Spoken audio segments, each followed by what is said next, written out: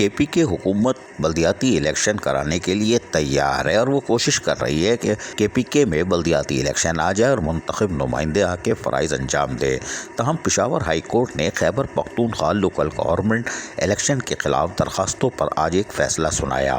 عدالت نے نیبرہڈ اور ولیج کونسل الیکشن غیر جماعتی بنیادوں پر کرانے کو غیر آئینی قرار دے دیا۔ عدالت کا الیکشن کمیشن کو نیبرہڈ اور ولیج کونسل انتخابات جماعتی بنیادوں پر کرانے کا بھی حکم دیا۔ عدالت نے کہا کہ الیکشن کمیشن کو جماعتی بنیادوں پر الیکشن کرانے کے لیے ضروری اقدامات اٹھانے کا بھی حکم دے دیا گیا ہے۔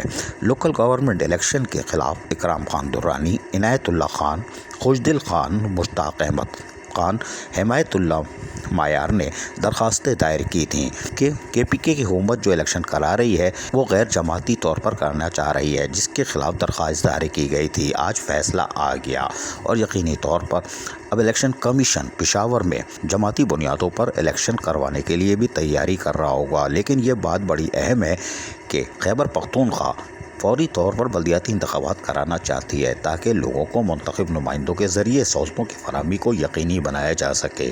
عزیز عارف، KBS بلدیاتی نیوز۔ ایسی ہی خوبصورت ویڈیوز فیوچر میں حاصل کرنے کے لیے ریڈ بٹن پر کلک کر کے اور بیل آئیکن کو پریس کر کے ہم سب کے سبسکرائبر بننا مت بھولیے۔